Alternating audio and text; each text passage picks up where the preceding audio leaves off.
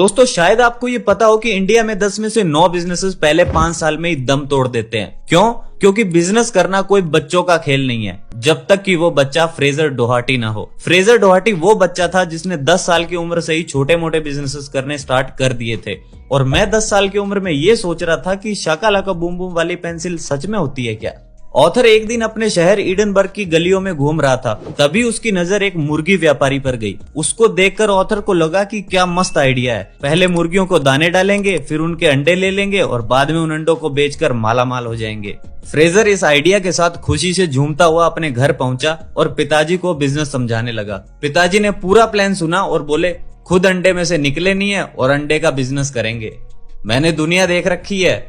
फिर भी ऑथर अगले दिन उस व्यापारी से कुछ अंडे ले आता है और उन अंडों को हैच करने के लिए टीवी के ऊपर रख देता है। कुछ दिन बाद उन अंडों में से 3-4 चूजे निकल आते हैं, जिनको वो टाइम पर दाना पानी देने लगता है। फिर बहुत टाइम बाद जब वो मुर्गियां अंडे देने लगी तो ऑथर ने उन अंडों को बेचना शुरू कर दिया।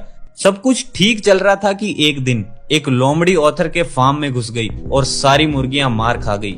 तो ये था फ्रेजर का पहला बिजनेस जो ज्यादा चल नहीं पाया, पर अब वो यहाँ रुकने वाला थोड़े ही था। उसे बिजनेस का चस्का जो लग गया था। कुछ टाइम बाद उसकी दादी किचन में जैम बना रही थी, तभी उसे आइडिया आया कि जैम का बिजनेस भी तो हो सकता है, काम भी घर का और पैसा उम्र भर का। वो सीधा सुपरमार्केट गया और टोकरी भर के फ्रूट्स ले आया। अब दोनों दादी पोता लग गए जैम बनाने में। पहले दिन उन्होंने जैम के 15 जार बना दिए। उन्हें लगा काम हो गया, पर काम तो अभी शुरू हुआ था, क्योंकि अब उन जार्स को बेचना भी था। तो उसने 10-12 जार एक टोकरी में भर लिए और पड़ोस में बेचने के लिए निकल गया। पहले घर गया, मना कर दिया। दूसरे घर गया, बेइज्जती के साथ मना कर दिया। तीसरे घर गया तो कुत्ते छोड़ दिए। चौथे घर में तो वो गया ही नहीं, क्योंकि बाहर ही लिखा था। ऐसे ही 3-4 घंटे घूमने के बाद उसे समझ आया कि सेलिंग मुश्किल है, थोड़ी ज्यादा ही मुश्किल है। फिर भी वो बेचने में लगा रहा और फाइनली एक लेडी ने 2 यूरो में उससे 1 जार खरीद लिया और ऑथर की मोटिवेशन डबल हो गई। अब वो और भी ज्यादा घरों में जाने लगा और जब शाम को घर लौटा तो पूरी टोकरी खाली थी। उसके बाद से वो हर रोज जैम बनाता और हर रोज सेल करता। उसने कस्टमर से फीडबैक लेना भी स्टार्ट कर दिया ताकि रेसिपीज इंप्रूव की जा सके। यह काम करते करते उसे कुछ ऐसे भी लोग मिले जो जैम खाते ही नहीं थे। तो ऑथर ने उनसे पूछा, क्यों भाई? उन्होंने कहा, इसमें शुगर बहुत होती है इसलिए हम खाते नहीं हैं। तो यहीं से उसे आया आइडिया शुगर फ्री जैम बनाने का। तो उसने किचन में महीनों लगा दिए ऐसा जैम बनाने में जो कम्प्लीटली नेचुरल हो और शुगर फ्री हो। बहुत मेहनत के बाद उसकी जैम तैयार हो गई, जिसका नाम उसने सुपर जैम रखा, क्योंकि वो उसे सुपरमार्केट में बेचना चाहता था। फिर ऑथर ने अपने डैड को कन्विंस किया एक स्पेशल इवेंट में जाने के लिए, जहां शहर के सभी लोग अपनी अपनी होममेड रेसिपीज शोकेस करते थे। उन्हें 10 मिनट मिलते थे अपने आइडिया को एक्सप्लेन करने के लिए। तो ऑथर ने भी बताया कि मैंने एक ऐसा जैम बनाया जो 100% फ्रूट से बना है। इसके बाद उस इवेंट का जज बोला, तुम्हारा आइडिया अच्छा है और उससे भी अच्छा ये है कि तुम्हारे जैसा 16 साल का चिरकुट इस आइडिया पर काम कर रहा है। मुझे तुम्हारा जैम पसंद आया, पर इससे पहले कि मैं तुम्हारा जैम खरीदूं तुम्हें 3 चीजें ठीक करनी होगी। पहली तो ये कि फैक्ट्री लेवल पर प्रोडक्शन करनी होगी। दूसरी ये कि प्राइस कम करना होगा, प्राइस थोड़ा ज्यादा है। और तीसरी ये कि तुम्हें अपने प्रोडक्ट के लिए एक ऐसा लेबल तैयार करना होगा जिसपे ये क्लियरली लिखा हो कि पूरी दुनिया को छोड़कर तुम्हारा प्रोडक्ट क्यों खरीदें। अब यहाँ फ्रेजर थोड़ा उदास हो गया, क्योंकि ना तो उसे ब्रांड बनाने का कुछ पता था और ना ही फैक्ट्री प्रोडक्शन का।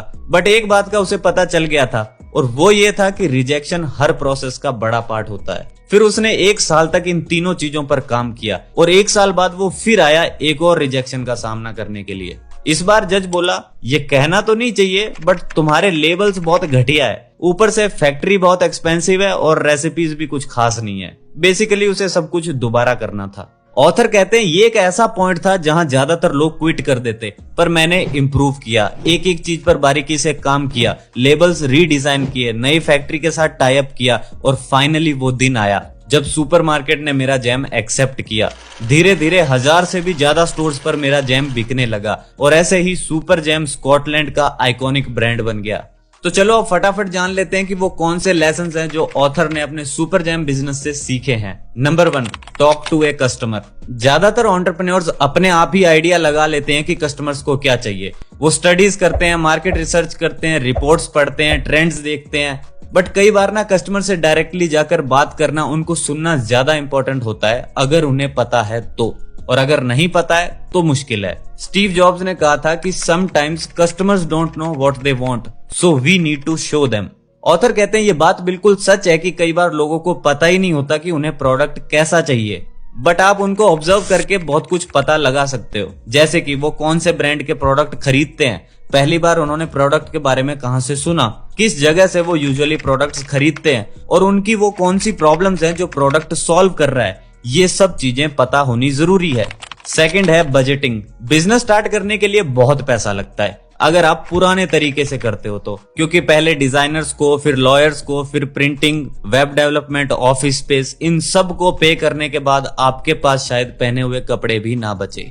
इतनी इन्वेस्टमेंट के बाद भी अगर बिजनेस ना चला तो आदमी रोड पर आ जाएगा। इसीलिए ऑथर कहते हैं कि जैसे मैंने कम पैसे में जैम का बिजनेस शुरू किया था, उसी तरह आप भी स्टार्टिंग में नॉर्मल कॉस्ट लगाओ, फिर देखो क्या ये प्रोडक्ट वर्क कर रहा है। इन केस अगर प्रोडक्ट नहीं चला तो भी आप एटलीस्ट रोड पे तो नहीं आओगे। बट कुछ लोग कम पैसे होने की वजह से बिजनेस स्टार्ट ही नहीं करते। ऑथर उन्हें वॉन्टरप्रेन्योर्स कहते हैं। वो सिर्फ सोचते हैं, एक्शन नहीं लेते। देखो, बुक्स पढ़ना, पॉडकास्ट सुनना, वीडियोस देखना अच्छी बात है, पर अगर हम एक्शन ही नहीं लेंगे तो इन सब का कोई फायदा नहीं है। जैसे कि मैं रीडिंग करता हूँ, अब अगर मैं रीडिंग करके घर पे बैठ जाऊं और कोई एक्शन ना लूं तो मेरा पढ़ना बेकार है। इसीलिए मैं रीडिंग करके फटाफट वीडियो बनाने की सोचता हूँ। और ऑथर भी कहते हैं कि एक्शन टेकर बनो, कैपिटल या रिसोर्सेज का बहाना मत बनाओ, जहां हो वहीं से शुरू करो।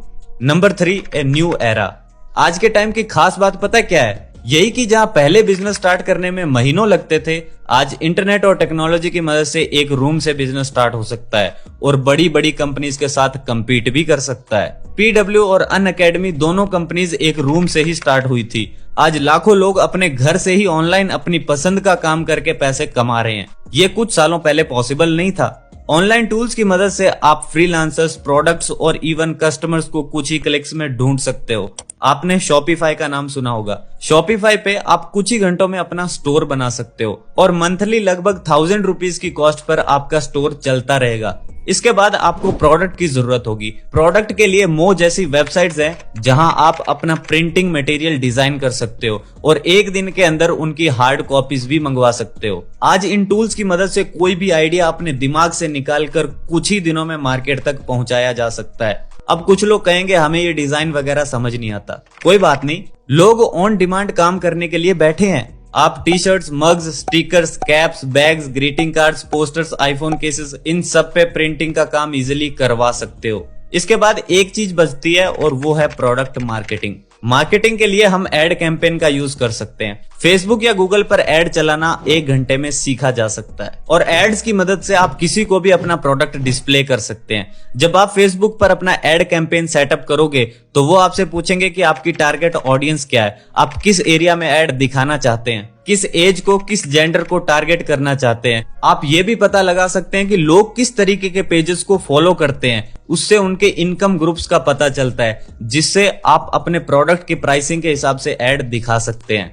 इसके अलावा आप गूगल एडवर्ड्स का यूज कर सकते हैं। एडवर्ड्स में आप ज्यादा प्रिसाइजली एड्स चला सकते हैं, यानी जब जब कस्टमर कुछ ढूंढ रहा है तभी उसी मूवमेंट में आप अपने प्रोडक्ट का एड दिखा सकते हैं। इसके अलावा रीटारगेटिंग एड्स भी होते हैं जो आप खुद काम करके सीख जाओगे। तो दोस्तों, ये थी कुछ बातें जो मैंने आपको फ्रेजर डोहाटी की बुक 48 आवर स्टार्टअप से बताई है। अगर आपको भी ये बुक परचेज करनी है तो लिंक डिस्क्रिप्शन में मिल जाएगा। और आज की इस वीडियो में बस इतना ही। वीडियो पसंद आई हो तो शेयर कर दो अपने मित्रों के साथ। मैं मिलता हूं आपसे नेक्स्ट वीडियो में। धन्यवाद फॉर वॉचिंग।